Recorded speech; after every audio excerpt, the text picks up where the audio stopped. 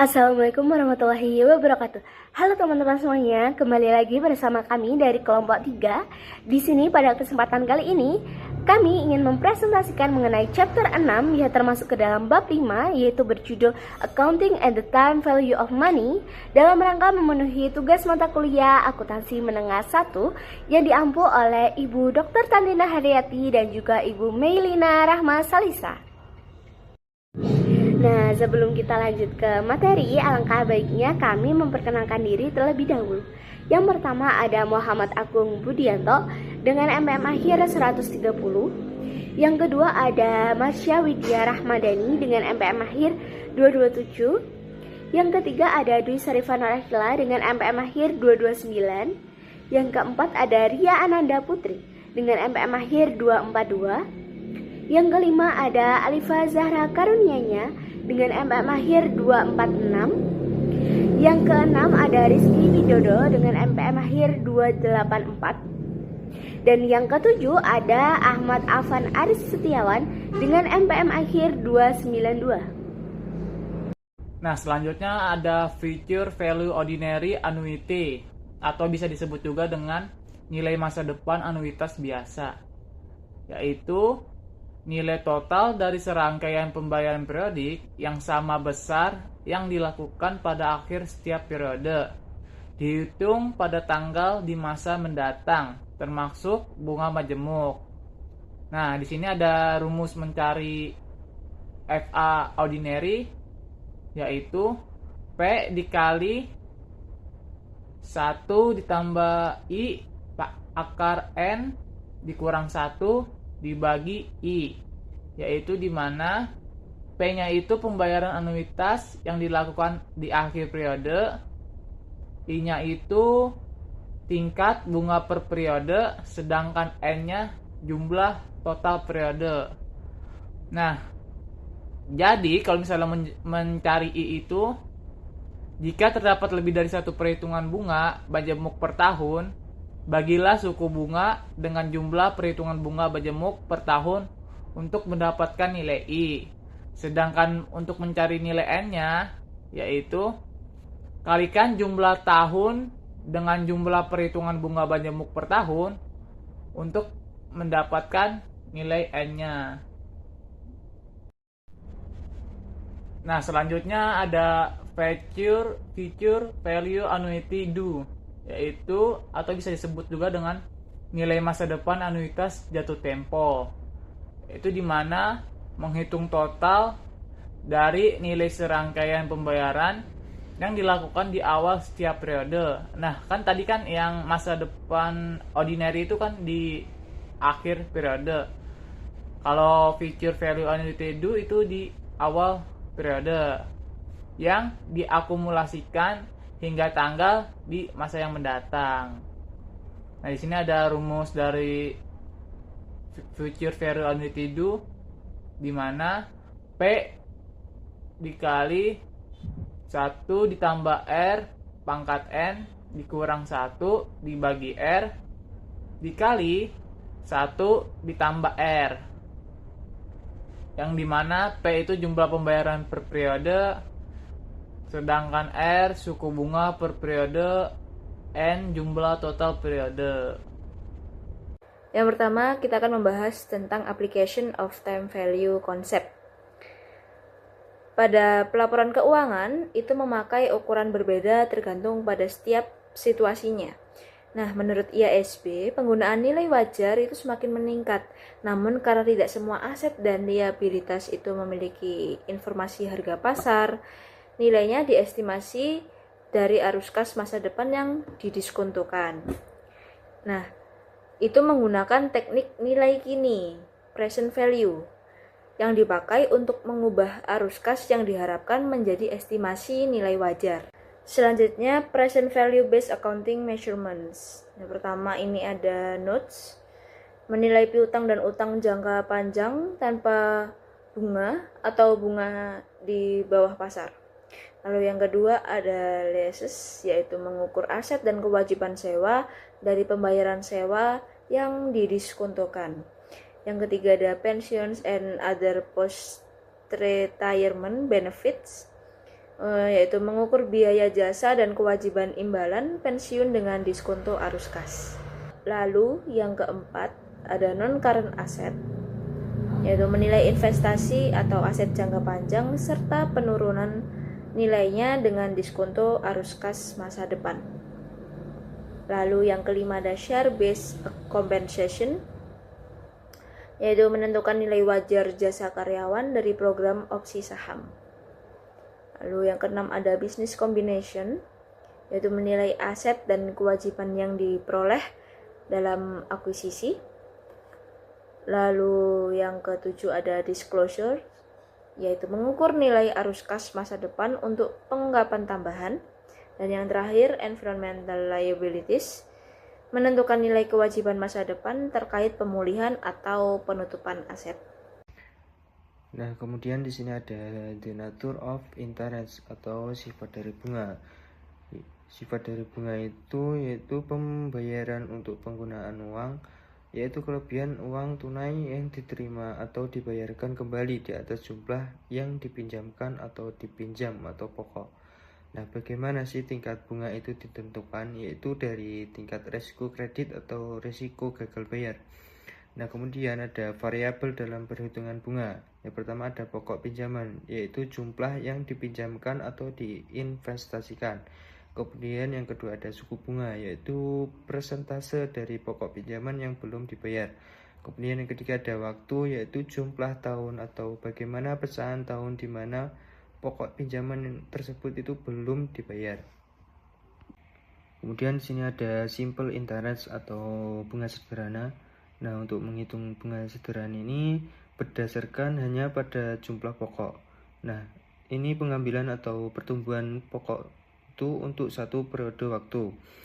Nah, rumus untuk menghitung bunga sederhana ini, bunga sama dengan P kali I kali N, yang mana P adalah pokok pinjaman, kemudian I adalah tingkat bunga untuk satu periode, kemudian N jumlah periode.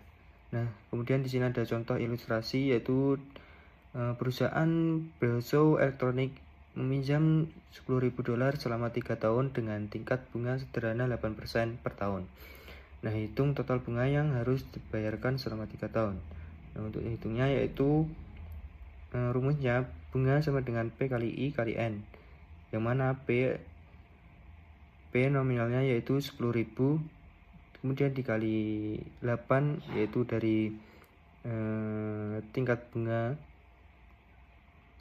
per tahun, kemudian dikali 3 selama tahun periode, sehingga jumlahnya yaitu 2.400. Kemudian ada ilustrasi kedua, yaitu jika Bastow meminjam $10.000 selama 3 bulan dengan 8% per tahun,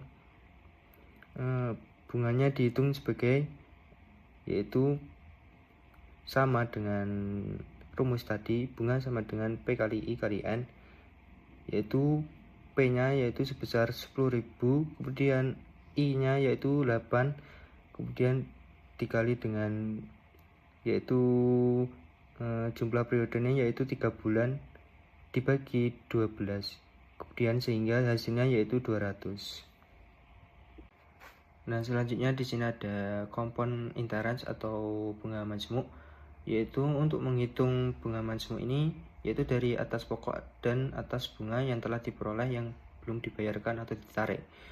Nah, hal ini imbal hasil atau pertumbuhan atas pokok untuk 2 periode waktu atau lebih. Nah, untuk contohnya dari ilustrasi dari perusahaan Thomas mendepositkan 10.000 di Las National Bank, di mana ia akan memperoleh bunga sederhana sebesar 9% per tahun. Ia menyetor 10.000 lagi di Free State Bank, di mana ia akan memperoleh bunga majemuk sebesar 9% per tahun yang digabungkan setiap tahun. Dalam kedua kasus tersebut, Thomas tidak akan menarik bunga apapun hingga 3 tahun sejak tanggal penyetoran. Jadi di sini ada perbandingan antara Las National Bank menggunakan bunga sederhana, sedangkan Free State Bank menggunakan bunga majemuk. Nah, di sini Las National Bank menggunakan bunga sederhana sehingga pokoknya itu tetap di 10.000. Nah, sedangkan di Free State Bank menggunakan bunga majemuk, maka pokoknya itu dilihat dari nilai terakhir, yaitu pokok ditambah nilai terakhir ketika bunga itu tidak ditarik. Nah, sehingga terdapat perbedaan hasil dari Bridgestone Bank menggunakan bunga majemuk, yaitu hasilnya 2.950,29. Nah, sedangkan di Las National Bank menggunakan bunga sederhana, hasilnya sebesar 2.700, sehingga ada perbedaan bunga sebesar 250,29. Nah, selanjutnya kita akan membahas mengenai tabel bunga majemuk. Di sini ada konsep jumlah periode. Jumlah periode sendiri itu dihitung dengan cara jumlah tahun dikalikan dengan jumlah periode penggabungan bunga dalam satu tahun. Misalnya, jika investasi dilakukan selama 5 tahun dan bunga itu dihitung setiap semester, yaitu 2 kali setahun, maka jumlah periodenya adalah 5 dikali 2 sama dengan 10 periode. Kedua, ada tingkat bunga per periode penggabungan. Tingkat bunga per periode penggabungan ini diperoleh dengan cara membagi tingkat bunga tahunan dengan jumlah periode penggabungan dalam satu tahun. Selanjutnya, dalam tabel bunga majemuk terdapat beberapa jenis tabel yang digunakan untuk membantu perhitungan, yaitu yang pertama ada future value of one. Nah, ini itu digunakan untuk mengetahui berapa nilai uang di masa depan dari satu unit uang yang diinvestasikan sekarang dengan tingkat bunga tertentu selama beberapa periode. Nah, yang kedua ada present value of one. Nah, ini digunakan untuk mengetahui berapa nilai uang saat ini dari sejumlah uang yang akan diterima di masa depan. Yang ketiga ada future value of an ordinary annuity of one, yaitu digunakan untuk menghitung nilai masa depan dari pembayaran yang dilakukan secara berkala di akhir periode. Nah, yang keempat ada present value of an ordinary annuity of one, yaitu digunakan untuk menghitung nilai sekarang dari serangkaian pembayaran yang akan diterima secara berkala di masa depan. Dan yang terakhir ada present value of an annuity due, yaitu digunakan untuk menghitung nilai sekarang dari pembayaran berkala yang dilakukan di awal periode. Jadi, secara sederhana, tabel bunga majemuk itu membantu kita untuk menghitung nilai uang dalam investasi, tabungan, cicilan, atau pinjaman. Nah, seperti yang ada di samping ini, di sini ada contoh dari tabel 6.1, yaitu ada periode-periode, yaitu ada periode ke-1 sampai ke-5. Kemudian di sampingnya ada jumlah suku bunga, yaitu ada 4%, 5%, dan 6%. Nah, tabel ini itu bisa digunakan sebagai contoh. Nah, selanjutnya ada rumus atau formula tanpa menggunakan tabel. Rumus ini itu menentukan faktor nilai masa depan, future value factor FVF, yaitu rumusnya FVF NI sama dengan 1 plus I pangkat N. Nah, rumus ini itu digunakan untuk menghitung berapa nilai uang di masa depan setelah beberapa periode dengan tingkat bunga tertentu. Nah, keterangan dari rumus tersebut adalah FVFNI itu faktor nilai masa depan, N itu jumlah periode, kemudian I itu tingkat bunga untuk satu periode. Yang artinya rumus ini itu menunjukkan bahwa nilai uang akan bertambah setiap periode karena adanya bunga majemuk. Jadi, tabel bunga majemuk atau rumus FVF ini itu membantu kita untuk menghitung nilai investasi di masa depan dengan lebih mudah tanpa harus menghitung bunga satu persatu setiap periodenya. Nah, pada contoh ini diasumsikan tingkat bunga itu sebesar 5% per periode. Tabel ini itu menunjukkan bagaimana nilai uang akan bertambah setiap periode karena adanya bunga majemuk. Nah, di tabel terdapat beberapa bagian, yaitu yang pertama ada period kan. Itu menunjukkan urutan waktu atau periode investasi, misalnya periode ke-1, kedua, dan sebagainya. Kemudian ada beginning of period amount, itu menunjukkan jumlah uang pada awal periode. Kemudian ada multiplier 1 plus I, itu adalah faktor penggali, yaitu 1 plus tingkat bunga. Karena bunga 5%, maka faktornya adalah 1,05. Kemudian ada end of period amount, itu menunjukkan jumlah uang pada akhir periode setelah ditambahkan bunga. Nah, contoh prosesnya itu periode ke-1 ya. Itu ada uang awal 1,000 dikali 1,05, kemudian hasilnya adalah 1,05000 begitu. Dan untuk periode kedua itu pun sama, yaitu 1,05000 kemudian dikalikan dengan 1,05 yang mana hasilnya adalah 1,10250. Kemudian untuk periode ketiga adalah 1,10250 dikalikan dengan 1,05 yaitu sama dengan 1,15763. Nah, di sini kita juga akan mengenal mengenai perhitungan periode dikali dengan jumlah periode majemuk per tahun. Itu sama dengan jumlah periode. Nah, tabel di samping ini itu menunjukkan suku bunga tahunan yang mana ia dihitung tahunan, terus ada semi-annuity, quarterly, dan monthly. Masing-masing itu ada pembagiannya. Contohnya misal quarterly ini dibagi 4, maka interest rate per compoundingnya adalah 0,03. Jadi misal dia ada 5 tahun, tinggal dikali dengan 4, yaitu hasilnya adalah 20. Nah, 20 ini adalah 20 periode. Nah, di sini misalnya ada bunga tahunan sebesar 9% yang dihitung atau digabungkan setiap hari, yang mana hasilnya adalah 9,42%. Jadi perharinya bunganya adalah 9,42 dari investasi awal sebesar 10.000. Ini dihitung dengan menggunakan frekuensi compounding. Nah, di sini itu juga ada annually, semi-annually, quarterly, monthly, dan daily.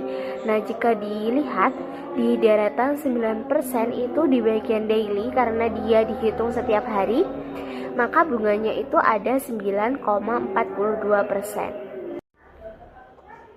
Selanjutnya kita akan membahas tentang variabel fundamental dalam bunga majemuk.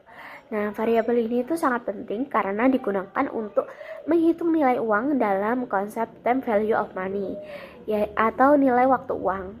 Ada 4 variabel utama, yaitu yang pertama ada tingkat bunga, interest rate. Tingkat bunga ini adalah persentase keuntungan atau biaya dari penggunaan uang dalam suatu periode waktu. Biasanya dinyatakan dalam bunga tahunan, tetapi jika perhitungan bunga itu dilakukan lebih dari 1 kali dalam setahun, maka tingkat bunga harus disesuaikan dengan periode perhitungannya. Yang kedua ada jumlah periode waktu, number of periods. Ini adalah berapa lama uang diinvestasikan atau dipinjam. Periode ini bisa berupa tahun, bulan, atau periode lain, tergantung pada bagaimana bunga dihitung. Kemudian yang ketiga adalah nilai masa depan, future value. Nilai masa depan adalah jumlah uang yang akan diterima di masa depan dari investasi yang dilakukan saat ini setelah ditambah dengan bunga majemuk. Artinya, uang yang diinvestasikan sekarang akan bertambah nilainya seiring waktu karena adanya bunga. Kemudian yang terakhir adalah nilai sekarang atau present value. Nilai sekarang adalah nilai uang saat ini dari sejumlah uang yang akan diterima di masa depan. Nilai ini itu dihitung dengan cara mendiskontokan atau mengurangi nilai masa depan dengan menggunakan tingkat bunga tertentu. Selanjutnya, kita akan membahas mengenai single sum problem. Nah, sesuai namanya, masalah ini berfokus pada perhitungan nilai uang dari satu kali aliran kas saja. Jadi, kita akan melihat bagaimana nilai uang ini berubah berdasarkan pada tingkat suku bunga dan juga jangka waktu tertentu. Nah, secara garis besar, ada 2 jenis perhitungan yang akan kita pelajari. Yang pertama yaitu future value atau nilai masa depan, dan juga yang kedua ada present value atau nilai sekarang. Jadi, kita akan mulai dengan future value of single sum. Konsep ini digunakan untuk menghitung berapa nilai uang kita di masa depan jika kita investasikan pada hari ini dengan asumsi bunga majemuk. Nah, adapun rumus dasarnya adalah future value sama dengan present value dikali dengan faktor nilai masa depan, yaitu periode dan juga tingkat bunga. Nah, berikutnya ada contoh soal, yaitu untuk menghitung nilai masa depan dari investasi yang dilakukan oleh Bridger AG sebesar 50.000 euro. Kita bisa menggunakan 2 cara untuk menentukan nilai masa depannya. Yang pertama melalui metode rumus. Jadi kita menggunakan rumusnya, yaitu di mana 50.000 euro ini akan kita kalikan dengan 1 ditambah bunga dipangkatkan dengan periode. Jadi 50.000 euro kita kalikan dengan 1 ditambah 0,06. Angka ini diperoleh dari 6% yang didesimalkan ya, lalu dipangkatkan dengan 5. Nah, hasil dari perhitungan tersebut adalah 1,338225. Nah, yang jika kita kalikan dengan modal awal akan menghasilkan angka sebesar 66.912 euro. Dan yang kedua melalui metode tabel. Nah, cara ini jauh lebih praktis karena kita cukup membuka tabel future value, lalu kita mencari titik temu antara kolom bunga 6% dengan baris periode 5 tahun. Nah, di sana kita akan menemukan angka faktor sebesar 1,33823. Nah, langkah terakhir kita tinggal mengalikan nih 50.000 euro dengan faktor tersebut. Nah, hasilnya tetap sama, yaitu 66.912 euro. Nah, kebalikan dari future value of single sum, sekarang kita akan membahas mengenai present value of single sum. Nah, konsep ini gunanya adalah untuk mengetahui nilai uang pada saat ini dari suatu jumlah yang akan kita terima di masa depan. Nah, caranya adalah dengan melakukan diskonto menggunakan tingkat bunga tertentu. Adapun rumusnya yaitu present value sama dengan 1/1 ditambah dengan bunga dan dipangkatkan dengan periode. Untuk contoh soal di sini, untuk mencari nilai sekarang dari uang 73.466 euro yang akan diterima 5 tahun lagi, kita punya dua pilihan metode untuk mengerjakannya. Nah, yang pertama kita akan menggunakan rumus sesuai yang tadi sudah dijelaskan. Kita akan melakukan proses pendiskontoan. Nah, caranya adalah dengan membagi nilai masa depan, yaitu 73.466 euro, dengan hasil dari 1 ditambah 0,08 yang diperoleh dari 8%, kemudian dipangkatkan dengan 5. Nah, secara sistematis, ini sama dengan menghasilkan perkalian antara 73.466 euro dengan hasil bagi dari 1,4693 yaitu sekitar 0,68058 setelah dikalikan. Nah, kita akan mendapatkan nilai tepat di angka 50.000 euro. Yang kedua, dengan metode tabel, prosesnya justru akan lebih mudah lagi, sama seperti di future value tadi, kita akan membuka tabel present value, lalu kita akan lihat pada kolom bunga 8% dan tarik garis ke bagian tahun kelima. Nah, di situ tertera angka faktor 0,68058. Jika kita kalikan dengan 73.466 euro dengan faktor tersebut, maka hasilnya adalah 50.000 euro. Jadi uang sebesar 73.466 di masa depan itu nilainya akan setara dengan 50.000 euro pada saat ini. Selanjutnya yaitu tentang present value ordinary annuity atau nilai sekarang dari anuitas biasa, yaitu jenis pembayaran atau penerimaan yang dilakukan di akhir periode untuk ditarik atau diterima dengan interval yang sama. Contohnya seperti kredit kendaraan bermotor, pembayaran bunga obligasi, dan lain-lain. Nah, di samping itu ada contoh present value of an ordinary annuity, yaitu diasumsikan bahwa $1 diterima di akhir periode selama 5 periode dan digunakan secara terpisah dan mendapatkan 5% dan mendapatkan bunga sebesar 5% pada setiap periode, yaitu periode pertama, yaitu dari periode pertama sampai kelima mendapatkan total present value of ordinary annuity $1 for 5 period selama 5 periode sebesar 5% adalah 4.329.48 dolar. Nah, di bawah itu ada contoh pengerjaannya, itu pada contoh rumus pada present value of an ordinary annuity, yaitu present value of ordinary annuity of 1/4 and periods and at interest, yaitu sama dengan 1 dikurangi 1 per buka kurung 1 ditambah 1 tutup kurung pangkat N dibagi I. Selanjutnya yaitu tentang contoh atau ilustrasi dari sebuah present value of an ordinary atau nilai sekarang dari anuitas biasa.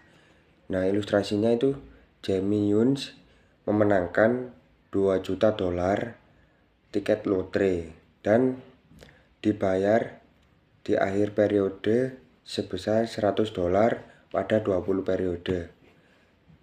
Sebenarnya berapa yang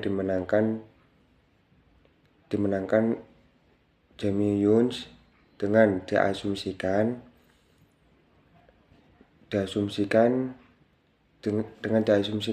bunga sebesar 8%. Nah, kita lihat dari samping itu, yaitu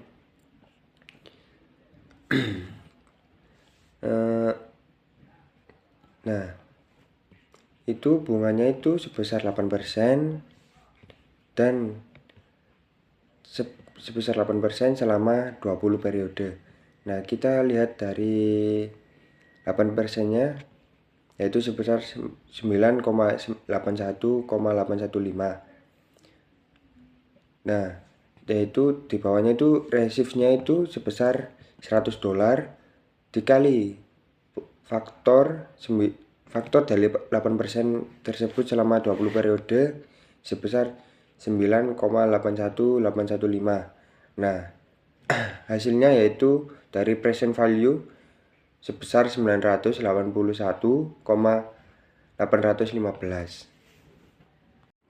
Selanjutnya yaitu tentang present value of annuity due atau nilai sekarang dari anuitas jatuh tempo, yaitu jenis pembayaran atau penerimaan yang dilakukan setiap awal periode untuk ditarik atau diterima pada interval yang sama. Contohnya seperti pembayaran premi asuransi atau pembayaran sewa properti yang biasanya diminta di muka. Nah, di samping itu ada penempatan dari ordinary annuity dan annuity due, yaitu ordinary annuity itu terletak pada akhir periode, sedangkan annuity due itu terletak pada awal periode. Nah, di samping itu ada contoh yaitu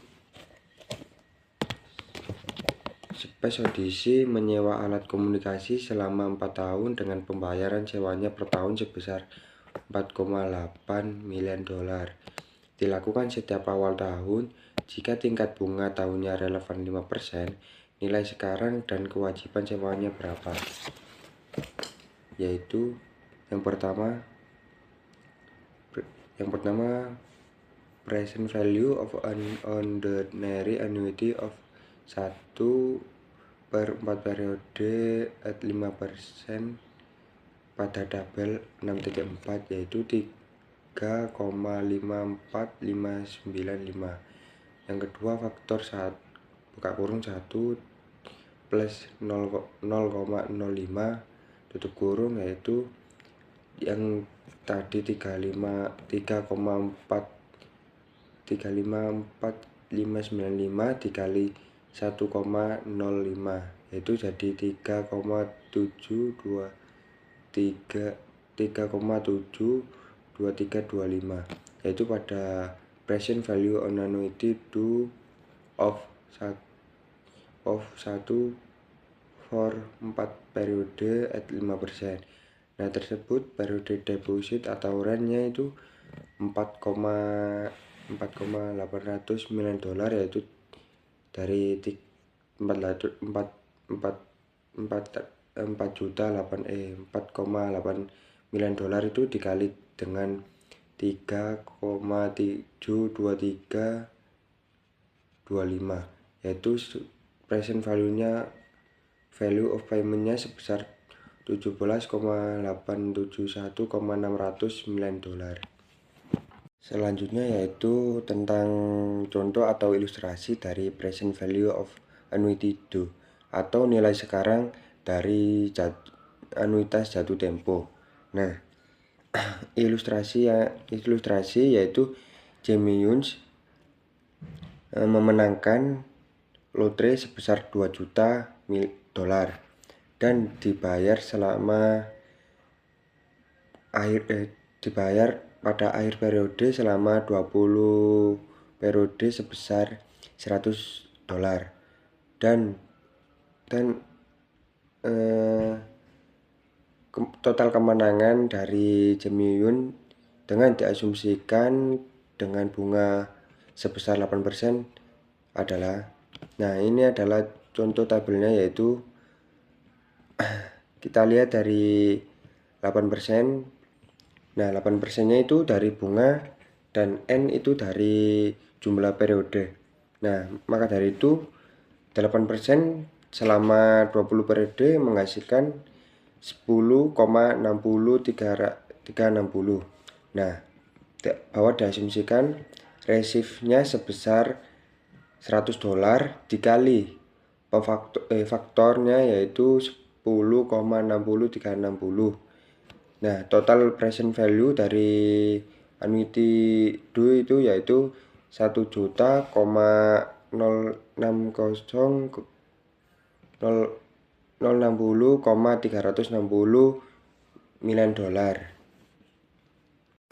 Selanjutnya, other time value of money issues, yaitu ada deferred annuities atau juga anuitas tertangguh.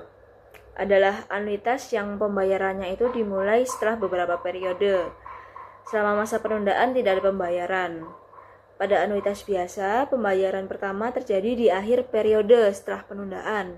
Sedangkan pada anuitas jatuh tempo, pembayaran pertama terjadi di awal periode setelah penundaan. Nah, lalu yang pertama ini ada future value of deferred annuity. Nilai masa depan anuitas tertangguh sama dengan nilai masa depan anuitas biasa, karena periode penangguhan tidak memengaruhi perhitungan. Nah, untuk contohnya yaitu di sini ada Sutton Corporation yang membeli tanah 6 tahun untuk konstruksi perusahaan baru. Karena terdapat permasalahan dalam arus kas, Sutton budget depositnya itu 80.000, yang dimana diekspektasikan akan mendapatkan 5% annually selama the end of the 4th, 5th, and 6th period. Nah, dari situ sudah diketahui kalau setorannya itu tuh 80.000, lalu bunganya 5%, lalu setorannya itu pada akhir periode keempat, 5 sama 6. Jadi diketahui kalau pembayarannya itu adalah 3 kali. Diketahui bahwa N-nya itu 3.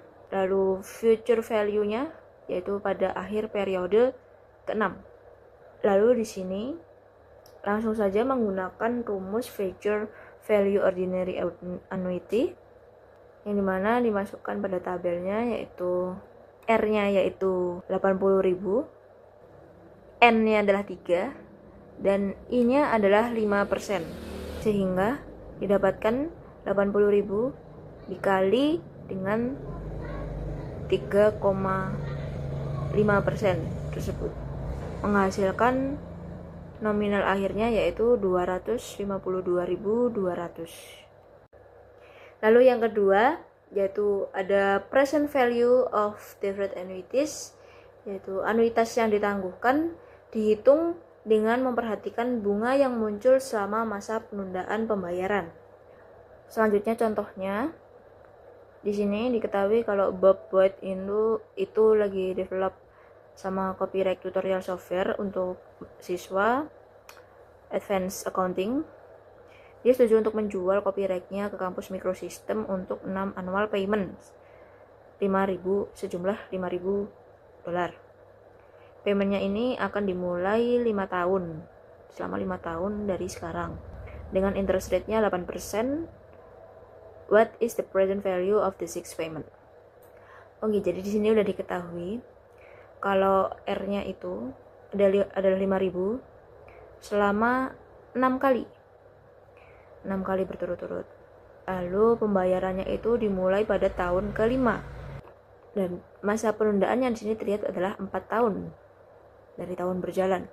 Dan interest rate-nya yaitu 8% dengan N totalnya adalah 6. 6 annual payments. Pada cara ini, dimana diketahui pada tabel each periodic rate-nya itu adalah 5.000. Present value annuity total periodenya semua total presentnya 10. Numbernya itu ada 6 plus number of deferred periodesnya adalah 4 dengan 8% interestnya, sehingga diketahui jumlahnya yaitu 671.008. Lalu dikurangi dengan present value annuity of one of the number of deferred period 4, yaitu totalnya 4 dengan 8%, yaitu didapatkan 331.213, yang dimana difference-nya itu dengan 671.008 dikurangi dengan 331.213 menghasilkan 339.795. Lalu di sini diketahui bahwa present value 6 bulan dengan 5.000 deferred 4 periodenya didapatkan yaitu 5.000 dikalikan dengan 339.795 menghasilkan 16.989,75. Selanjutnya ada valuation of long term bonds, yaitu obligasi jangka panjang yang menghasilkan 2 arus kas utama, yaitu yang pertama ada pembayaran bunga secara periodik selama masa obligasi. Yang kedua ada pembayaran pokok, yaitu nilai nominal atau face value saat jatuh tempo. Kemudian pada saat obligasi diterbitkan, investor menentukan nilai sekarang atau present value dari 2 arus kas tersebut menggunakan tingkat bunga pasar, yaitu pembayaran bunga periodik dihitung sebagai anuitas atau annuity, kemudian pembayaran pokok dihitung sebagai nilai tunggal atau single sum. Nah, nilai pasar obligasi saat ini adalah jumlah dari nilai sekarang pembayaran bunga dan nilai sekarang pokok obligasi. Selanjutnya ada effective interest method of amortization of bond discount of premium. Nah, jika obligasi diterbitkan di bawah nilai nominal atau diskonto atau di atas nilai nominal premi, maka selisih tersebut harus diamortisasi selama umur obligasi. Nah, metode yang paling dianjurkan adalah metode bunga efektif. Nah, langkah metodenya itu yang pertama menghitung beban bunga obligasi dengan cara nilai tercatat obligasi dikali tingkat bunga efektif. Yang kedua, menentukan amortisasi diskonto atau premi dengan membandingkan beban bunga dikurangi bunga yang benar-benar dibayar. Nah, metode ini menghasilkan beban bunga periodik yang merupakan persentase tetap dari nilai tercatat obligasi. Karena menggunakan tingkat bunga efektif saat penerbitan, metode ini tuh dianggap lebih tepat dalam mencocokkan biaya dengan pendapatan. Nah, selanjutnya ada contoh di sini, yaitu Altec Corporation menerbitkan obligasi dengan nilai nominal $100.000 dengan diskonto 4.212,20 dolar, sehingga nilai tercatat awal obligasi adalah 95.787,80 dolar. Nah, di bawah ini yaitu rumus dari amortisasi amount, yaitu terdapat bond interest expense dikurangi bond interest paid.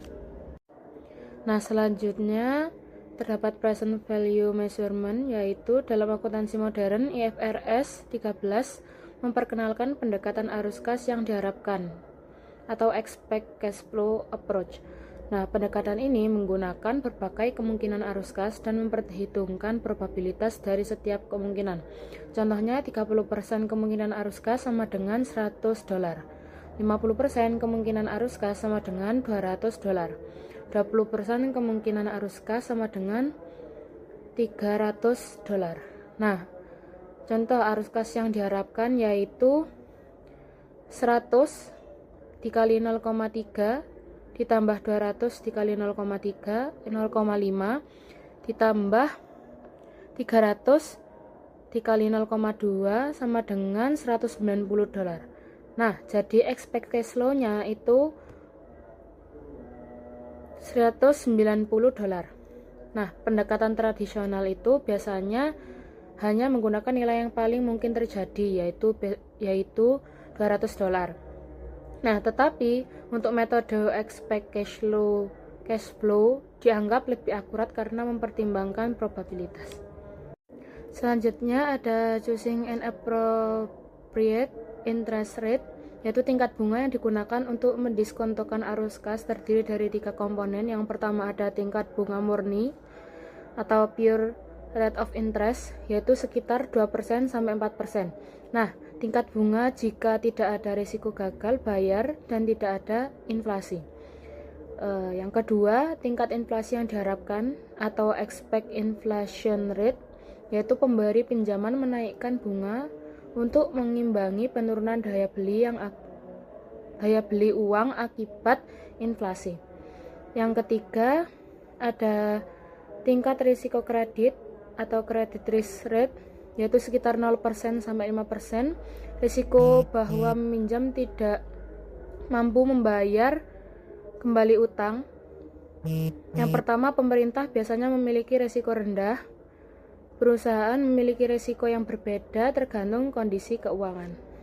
Nah, menurut IASB, setelah menghitung expect cash flow, perusahaan harus menggunakan risk-free rate untuk mendiskontokan arus kas, yaitu risk-free rate terdiri dari pure rate of interest dan expect inflation rate.